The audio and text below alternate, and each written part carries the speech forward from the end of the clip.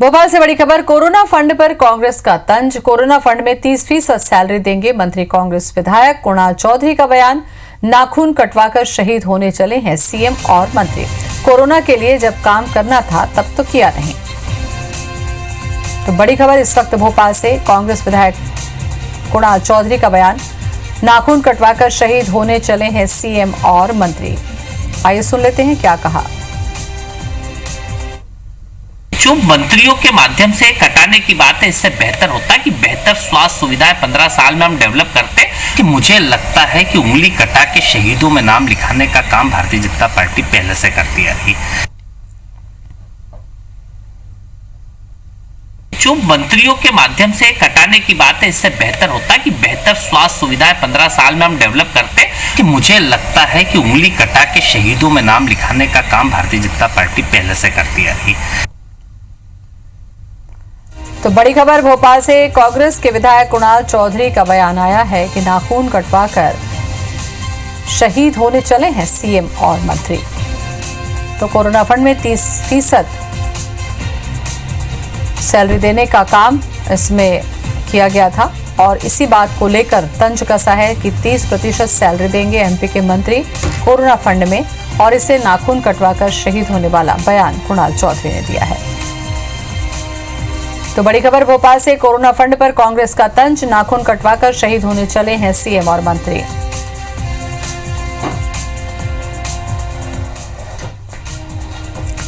तो जिस तरीके से कोरोना संक्रमण से मध्य प्रदेश जूझ रहा है और हर दिन नए संख्या मरीजों की इजाफा होता जा रहा है, ऐसे में ये निर्णय लिया गया था कि मंत्री विधायक अपनी सैलरी का 30% हिस्सा देंगे कोरोना फंड में।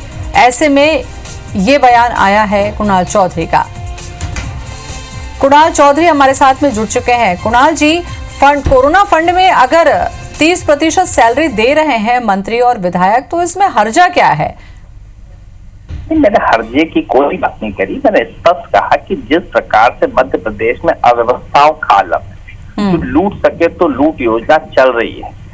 प्रदेश में कोरोना पेशेंट्स के नाम पे एक प्राइवेट हॉस्पिटल, जिस चिरायु में चाहे मुख्यमंत्री भर्ती होते हो चाहे मंत्री भर्ती होते हो, एक एक व्यक्ति के नाम पे 1.5-2 लाख रुपए निकल रहे हैं। और जिसके ऊपर मैंने सवाल भी लगाए थे कि कोरोना काल में ये सेवा का समय है कि जनता के पैसे को लूटने का समय है। और किस हिसाब से, मैं खुद कोरोना पेशेंट था, मैंने हमीदिया में इलाज दिया, लगभग 5,000 रुपए में सब कुछ मुझे हुआ होगा। पर कहीं ना कहीं जनता के पैसे की गाड़ी कमाई का दुरुपयोग, पहले भी हम नकली पीपी किटों की जो कीमतें हम देख चुके हैं, कई चीजों के अंदर हम देख चुके हैं। तो ये तो बात होगी ना कि मंत्रिमंडल सरकार कर क्या रही है।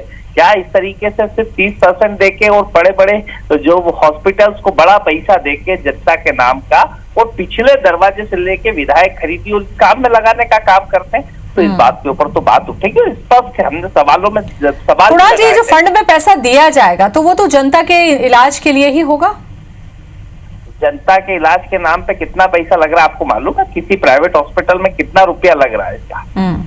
क्या कोरोना की दवाइयां हैं, कितना इलाज है? मैं खुद कोरोना पेशेंट था, मैं खुद इसको ठीक हुआ हूँ। तो क्या इलाज करते हैं, कितनी चीजें करते हैं और कितना पेमेंट लिया जा रहा है और किस तरह की सुविधाएं हैं, किस तरह की स्थितियां हैं, आप जाके खुद देखेंगे। कोरोना के मरीज के नाम पे एक दिन में अगर किसी जगह दूसरी जगह भी रखा है, 5,222 रुपए मध्य प्रदेश में निकल रहे हैं।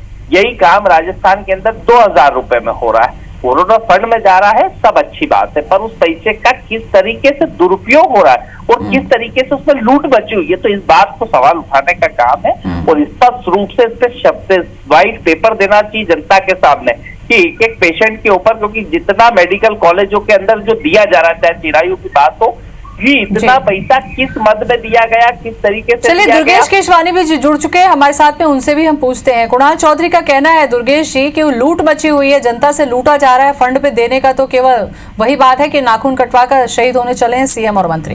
क्या कहेंगे आप? देखिए, कुणाल चौधरी जी को जो उनके कांग्रेस काल में 15 महीने लूट का जो खेल चल रहा था, तो ये उस चीज के आदी हो गए और ये सब बातें उनकी, वो जो अपनी सरकार को ये जो कोसते थे सब लोग मिलके, तो वही की वही इनकी जमा पे बार बार आ जाता है। भारतीय जनता पार्टी सिर्फ और सिर्फ जनसेवा का कार्य करती है। आप देखेंगे कि हमारे प्रतिनिधियों ने कैसे जनता के बीच में कोरोना के संक्रमण काल में भी जनता के बीच में रहे। पर इसके विपरीत जब कांग्रेस की सरकार थी तो इनके मंत्री खुद आरोप लगाते थे कि हमारी पार्टी के लोग सबसे ज्यादा बड़े प्रदेश के संसाधनों को लूटने के लिए आए हैं।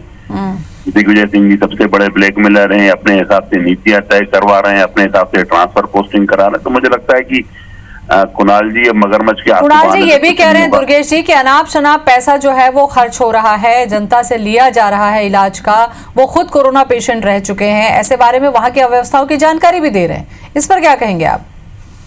देखिए, इस समय आरोप और प्रत्यारोप लगाने का समय नहीं है ज्योति, और समय एक साथ खड़े होने का। जब कोई आपदा कोई विपदा आती है तो राजनीति नहीं करनी चाहिए। कांग्रेस के मित्र 100% राजनीति कर रहे हैं, ये सिर्फ और सिर्फ मगरमच्छ के आंसू बहा रहे हैं। कुणाल जी आप कुछ पूछना चाहेंगे दुर्गेश जी से? स्पष्ट पूछना चाहूंगा, ये 5,222 रुपए रोज एक पेशेंट के नाम पे निकलते हैं, जिसमें नाश्ता चाय खाना, उसके अलावा कोई भी उसके अंदर दवाई जो आती है, एक विटामिन सी है, एक मल्टीविटामिन है, मेरे को सारी दवाइयों को।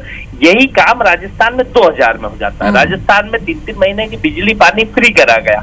हमारे यहाँ पे ना तो जनता को ये राहत दी गई, और जनता से पैसा लेके 5,222 रुपए और साथ में अलग अलग चार्जेस मिला के एक हॉस्पिटल को एक पेशेंट का 1.5 से 2 लाख रुपए प्राइवेट मेडिकल कॉलेजों को दिया गया।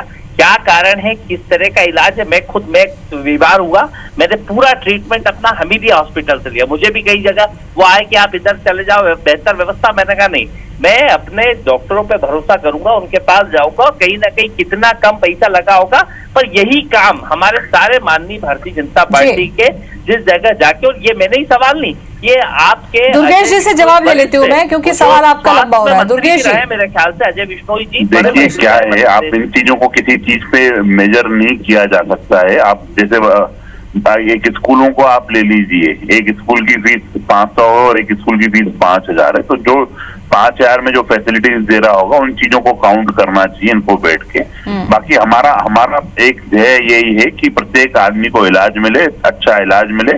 उसके लिए माननीय मुख्यमंत्री शिवराज सिंह चौहान जी ने जब शपथ ग्रहण की तो पहले घंटे की जो पहली बैठक थी वो कोरोना को लेकर थी, और कोरोना के लिए हमारी सरकार ने जो प्रयास किए हैं, आप देखेंगे भोपाल में भी लॉकडाउन लगाने का अगर ऐसा लगा कि वो चीजें हाइक हो रही हैं और बढ़ती जा रही है, तो उसको क्रम को तोड़ने के लिए हमारी सरकार ने चलिए, तो जनता को इलाज मिल पाए सही दाम में, यही बहुत बड़ी बात हो जाएगी। बहुत बहुत शुक्रिया दुर्गेश जी आपका भी, कुणाल जी आपका भी बहुत बहुत धन्यवाद।